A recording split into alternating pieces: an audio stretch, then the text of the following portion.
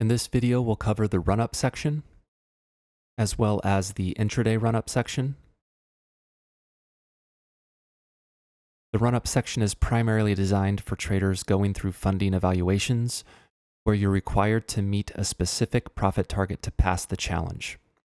On the other hand, intraday run-up section allows you to set an upside target where you stop trading for the day once you've reached a certain profit level. This is especially useful if you're dealing with a funding evaluation company that has a consistency rule, such as not allowing you to make more than 50% of your profit target in a single day.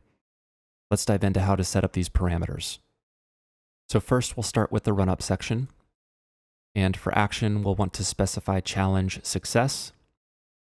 The situation, we have three different options: every case, none positions, and none orders and positions. And it'll be up to you to determine what type of situation the funding evaluation company uses.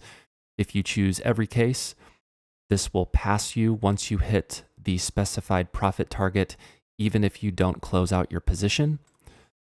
What I like to choose is none orders and positions, indicating that you will need to close out your position as well as any orders in the book in order to trigger this parameter.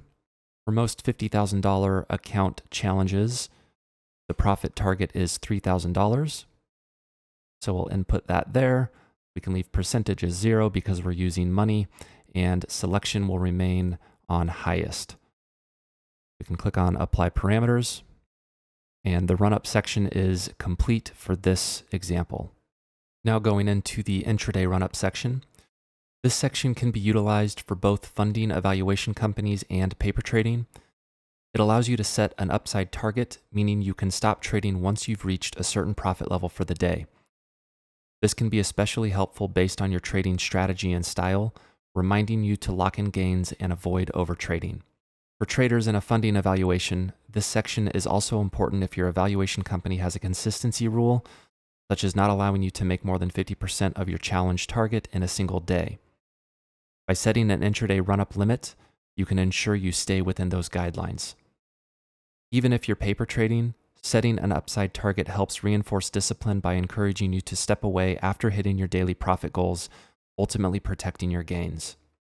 So if we're working with a challenge with a $3,000 profit target, and we know that the consistency rule is 50%, we can go to intraday run-up and set the money to $1,500, which is 50% of $3,000. We would want to set the action as flat. And again, the mode is going to depend on what type of mode the funding evaluation company uses. For this one, we will go ahead and specify trailing start balance, and we can apply parameters there. If you're simply paper trading and not concerned about a run-up target, we can go ahead and delete that. We can go back into the intraday run-up and specify the money amount as to whatever you want your upside target to be.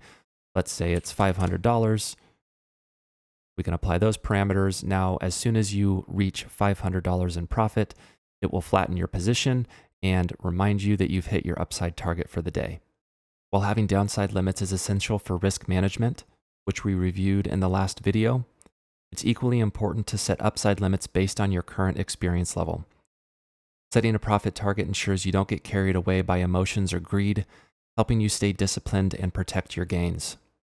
In our next video, we'll review daily number of trades, and then we'll go through after we reset the account and enter all the parameters for one last example to get you started trading on Paper to Trader.